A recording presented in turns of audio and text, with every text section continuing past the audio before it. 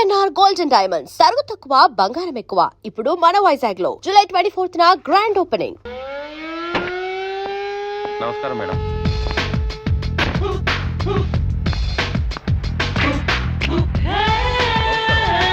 నమస్కారం.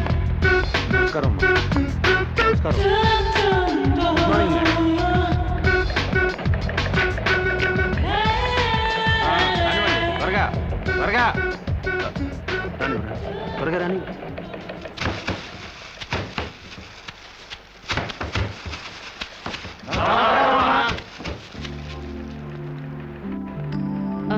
Manager madam, మన factory turn over ఎంత?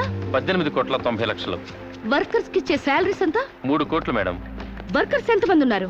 1200 మంది. Oh, too many workers spoil the factories profit. Automatic machines లేవా? లేవు మేడం. Too bad. నమస్కారం. ఈ ఫ్యాక్టరీ మొత్తం మెకానైజేషన్ చేసి పారేస్తాను.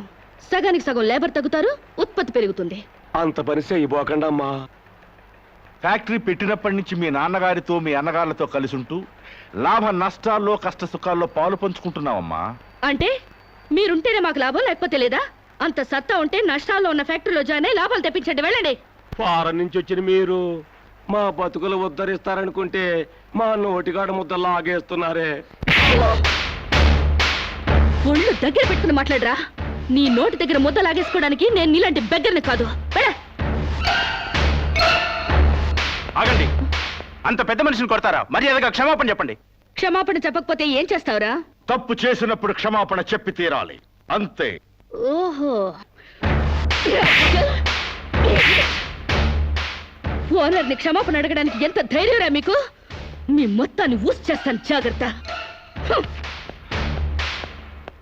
వర్కర్స్ పై దౌర్జన్యం, వర్కర్స్ పై దౌర్జన్యం, వర్కర్స్ పై దౌర్జన్యం, వర్కర్స్ పై దౌర్జన్యం. శిరీష, శిరీష, రంగా పాండులకు ఏ మాట చెప్పండి, ప్లీజ్. నా మాట వినండి, ప్లీజ్. మూర్తి గారు, ఈ క్షణం నుంచే సమ్మె ప్రారంభిస్తున్నాం. శిరీష, శిరీష, అన్నగారులకు ఫోన్ చేసి. అక్కర్లేదు, శిరీష, వీళ్ళ సంగతి నేను చూసుకుంటాను. కార్మికుల ఐక్యత, కార్మికుల ఐక్యత.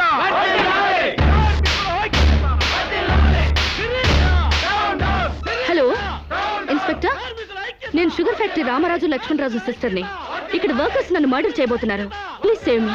శిరీష, శిరీష, శిరీష, కార్మికుల ఐక్యత, కార్మికుల ఐక్యత.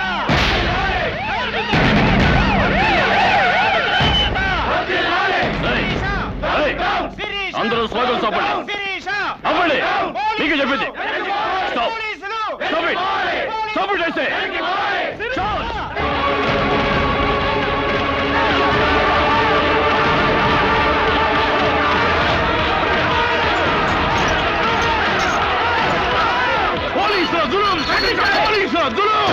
కార్మికుల ఐక్యత.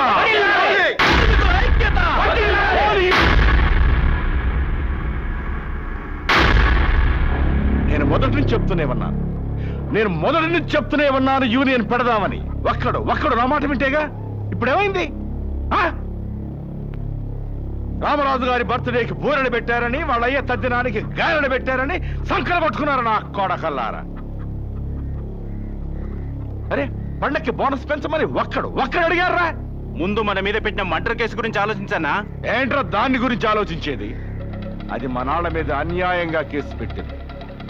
న్యాయంగా దాన్ని వేసేస్తే ఈ కేసు బూసే లేకుండా పోద్ది.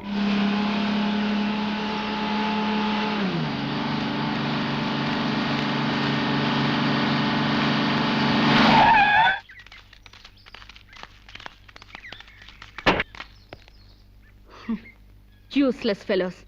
ఫ్యాక్టరీలోంచి పీకేసిన తర్వాత కూడా ఇలా పని లేకుండా దారులు కొడుతున్నారా? అమ్మగారు అబద్ధమాడిందంటే బాగుండదని నువ్వు మాపై పెట్టిన అటెంప్ట్ టు మర్డర్ కేసు నిజం చేయటానికి వచ్చా.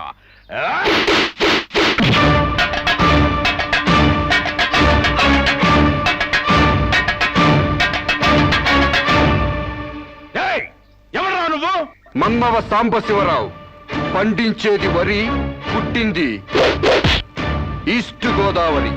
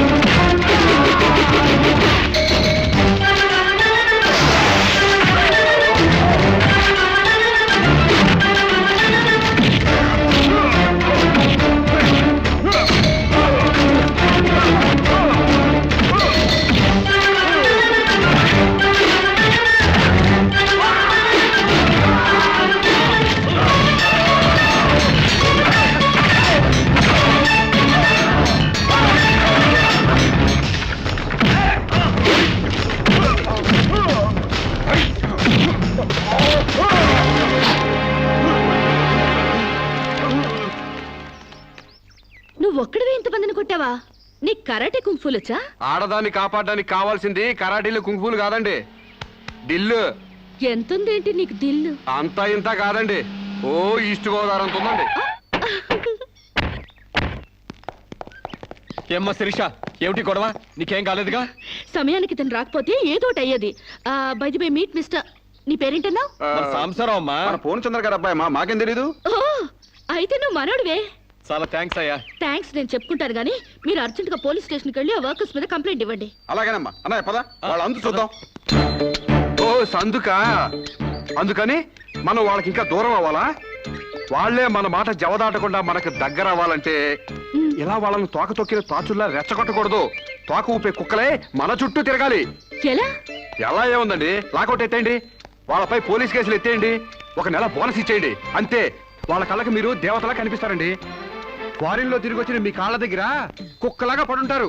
ఓ వండర్ఫుల్ ప్లాన్ చెప్పావు. హాయ్. నువ్వు ఏమో అనుకున్నాను గానీ చాలా తెలివైన వాడివే.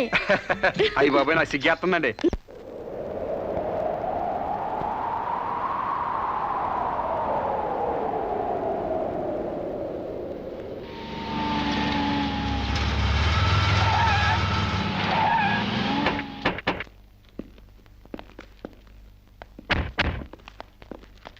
డియర్ ఫ్రెండ్స్, అమ్మాయి గారు లాకౌట్ ఎత్తేశారు. మీకు 2 నెలల బోనస్ ప్రకటించారు.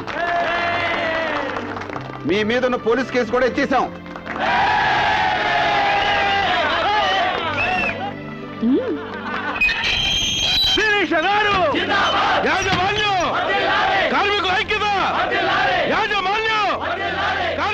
Thank you mister Sambasivarao, you are right. మీరేం చెప్తే అది రైటు, మీ వెనకాల ఈ రైటు.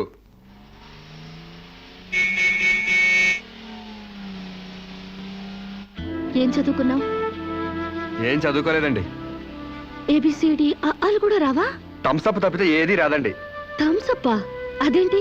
అదేనండి, ఏలుముద్ర. ఓ, ఇంత తెలివైన వాడివి చదువు కూడా రాదంటే నమ్మబుద్ధి కావడం లేదు. మీరే అంటున్నారుగా తెలివితేటలు ఉన్నాయని. ఇక చదువు ఎందుకండి, చదువుకుంటే తెలివితేటలని వేస్ట్ అయిపోతాయండి. చదువుకుంటే తెలివితేటలు వేస్ట్ అయిపోతాయా? Or useless fellow. నిజమేనండి బాబు, మనిషికుంది 1/2 కిలో మెదడు, అందులో తెలివితేటలు ఇరికించి చదువుకున్న చదువులు ఇరికితే బుర్ర తట్టుకోలేదండి బాబు, ఈటెక్కి పగిలిపోద్దండి. అందుకు చదువుకోలేదంటావు? హాయ్. సాంబశివరావు, ఏంటది?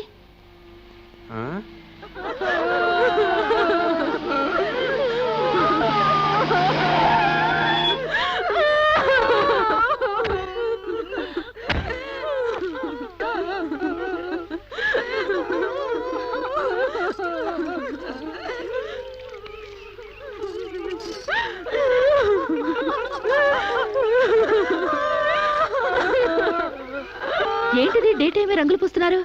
దెయ్యం ఏమైనా పట్టిందా? కాదండి, పాపం ఏదో చేస్తున్నారు.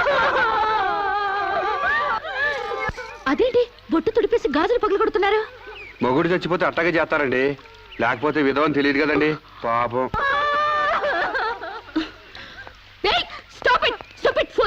మీకేమైనా బుద్ధుందా?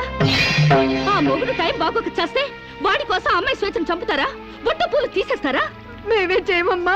దాని మొగుడు పోతూ పోతూ దాని పసుపు కుంకాలు పట్టకపోతే పసుపు కుంకాలతో పాటు బట్టలు కూడా పట్టుకెళ్ళిపోయాడేమో. ఈ బట్టలు కూడా విప్పేసి తెప్పండి. మొగుడున్నప్పుడు అన్నం తింది, ఇక నుంచి అన్నం తింటే మానేస్తుందా? భర్త ఉన్నప్పుడు నీళ్లు తాగింది, భర్త లేడని ఇప్పుడు నీళ్లు తాగడం మానేస్తుందా?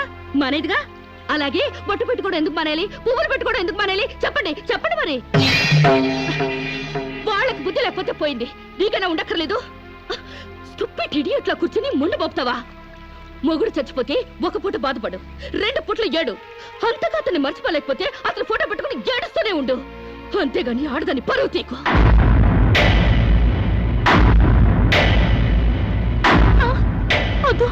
ఆగండి. మీరు తెలిసి చేస్తున్నారా తెలియక చేస్తున్నారా? పేడ మహ్వా, నీకు కూడా ఈ ఆచారాలు పిచ్చుందా? నాకదే పిచ్చి నీకు పట్టింది. లేకపోతే తాళి తెగి తను బాధపడుతుంటే మళ్ళీ బొట్టు పెట్టి ఎగతాళి చేస్తావా? షడప్. మొగుడు చచ్చిపోతే ఇలా బోడిగా తయారు చేయాలా? నీలాంటి వాళ్ళు ఉండబట్టే పసుపు కుంకాల రేటు పడిపోయాయి. కరెక్ట్. పెళ్ళయ్యాక నీ మొగుడు చేస్తే నువ్వు ముండ మోయకుండా బొడ్డు కింద బొమ్మల చీర కట్టుకుని తెగ తిరుగుదుగాన్లే. ఇక్కడ మాత్రం అడ్డం రాకు. లేదా తెలియకపోతే నేర్చుకో. పెళ్ళైన వాళ్ళకి, పెళ్లి కాని వాళ్ళకి, పెళ్ళై భర్త లేని వాళ్ళకి తేడా తెలియడానికి ఈ పద్ధతులు. బుద్ధి లేకుండా మాట్లాడుకో. నాకు పెళ్లి కాలేదు, నీకు పెళ్లి కాలేదు, మొగుడు లేరు, అయినా నువ్వు బొట్టు పెట్టుకోవట్లేదా?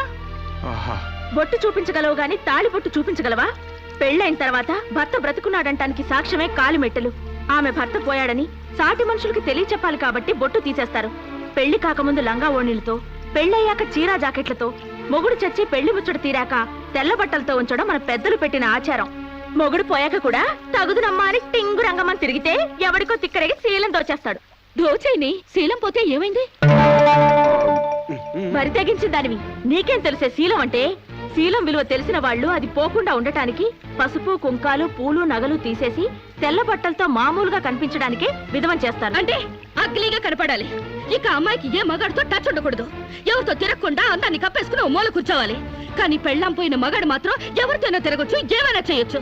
మొగుడు పోయిన తర్వాత అమ్మాయికి స్పెషల్ డ్రెస్ వేసి మగాడిని ఇండైరెక్ట్ గా అమ్మాయి మీదకి రెచ్చగొట్టడానికి మీరందరూ ఇలా చేస్తున్నారు. I will change this bloody damn thing. ఈ ఆచారాన్ని మారుస్తాను. చాలే ఊరుకోవమ్మా. నీ దారి నువ్వు పోక మధ్యలో నీ గొడవ ఏంటి? నేను సాంప్రదాయకంగా పసుపు కుంకాలు తీసేసి తెల్ల బట్టలతోనే నా భర్తనే తలుచుకుంటా ఇదవరలిగా బతుకుతాను.